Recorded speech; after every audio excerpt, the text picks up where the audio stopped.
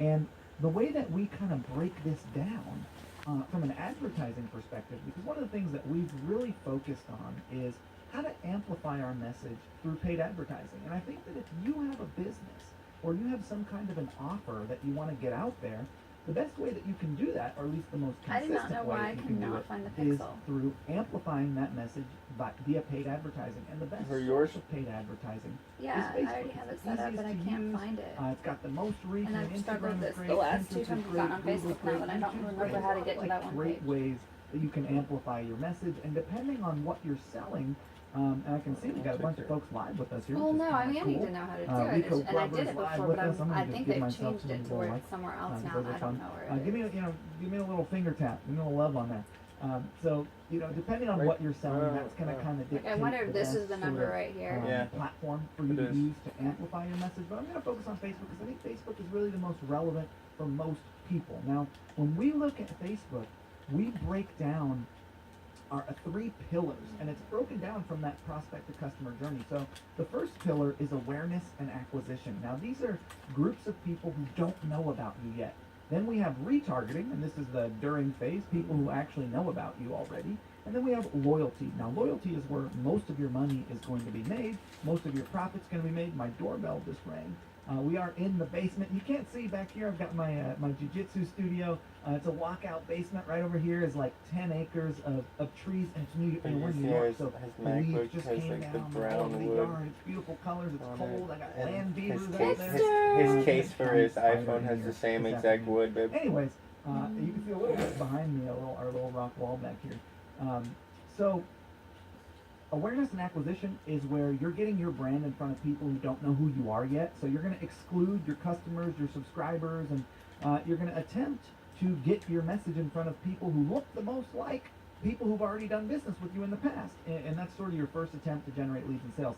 Retargeting is kind of retargeting people who've shown interest in your brand. And what we like to do is track funnel engagement. So what we mean by that is like every offer, let's say, you may not be an e-commerce business owner, but every offer has like a sequence to it, right? Like, hey, you've got a video about your thing, and then maybe you've got a landing page that tells more about it, and then maybe on the landing page they click the checkout button and they go into a shopping cart. So there's like a sequence of events. And what we like to do in that middle pillar is break up that sequence of events. So, okay, people who made it to page 1 but not page 2.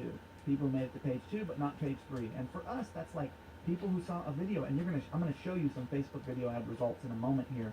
You'll be able to see exactly what I mean and sort of a practical case study of this. But the greater frame is communicating with people based on how much or how little of your content they've consumed, how far they've gotten down that prospect to customer journey. You want to tailor your messaging to where people are at. You don't want to just yell the same stuff at everyone. You want to communicate with folks based on where they're at. And then finally, there's the loyalty campaign or the loyalty pillar. And this is where you're kind of using special deals and complementary products and stuff like that to increase retention and lifetime customer value. Now, what I want to show you today is going to focus on the loyalty pillar. So that's kind of like what we're talking about, because this will be your most profitable section of your entire business. If you've done all the work to get people to know about you, to get them to actually take you up on the offer that you're making, and then finally you've now followed up with them and delivered on the promise you made, because anyone can make a good promise, and generally promises are what sell, right? The person who makes the best promise is generally the one who sells the most up front, right? Because people have not tried your stuff yet.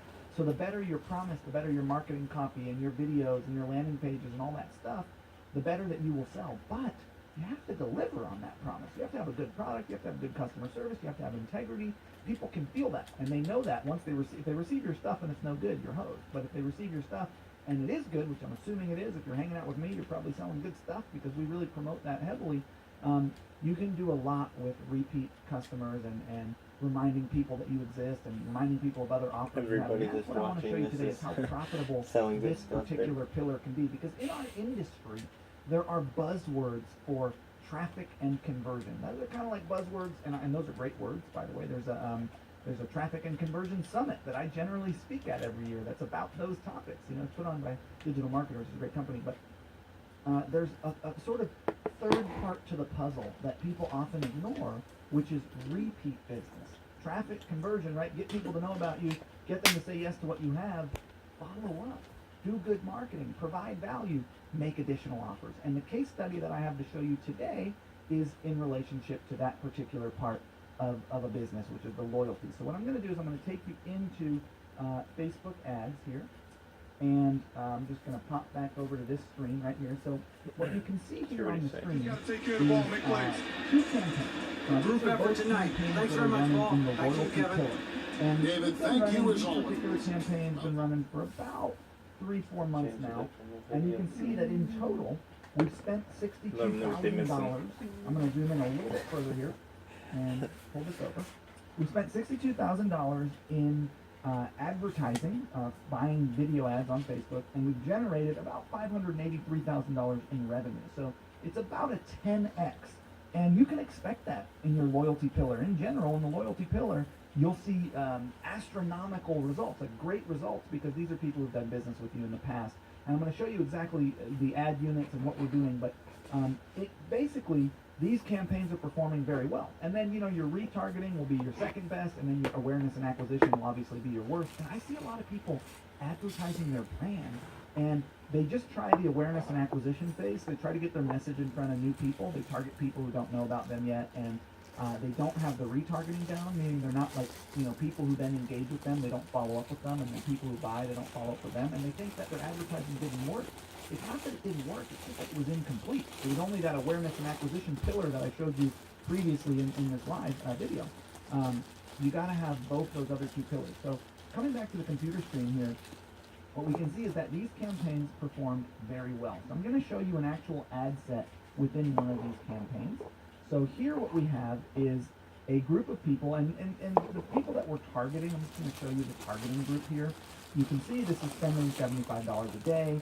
We're running these ads on mobile news feeds and desktop news feeds on Facebook. So we're not using the right column placement or Instagram or Messenger. We're just using those two placements because we find those to be the best. And we are running this ad to a customer list. And these are people who purchased our Boomstick Trio or our Boom Color, but have not ordered Boom Silks, meaning they purchased our most popular product, our second most popular product, but not our third most popular product. And look at this, it's a small group of people. It's only 95,000 people, and that's pretty big, but as far as Facebook audiences goes, it's pretty small. And we're doing United States, so anyone in the United States who falls into that audience. And what we're doing is we have an ad unit here. And this ad unit is literally just a video ad. It's essentially the sales video that we use for this product. It says, hey, let me show you how we create our Boom Silk product, which is handmade and organic and edible. It's like really cool stuff. And then it says shop now. And it leads you directly to our product offer page. So it's a video on Facebook that if you watch it and click through, and by the way, there's a couple ways you can click through this video. And this video here is not doing as well. You can see that it's costing $16 per sale. It spent $821 to make $3,000, as opposed to this other video that we ran for a very long time that was costing like $6 a sale. So we should probably switch back to this video because this one's doing much better. And I'll show you what this ad unit looked like here. And this is literally just the sales video that we have on our product page. And you can click the link above the video here. And that's about. And I think when the video is done playing, there may be a little link you can click over to the offer page and just wait and find out. See if that's the case.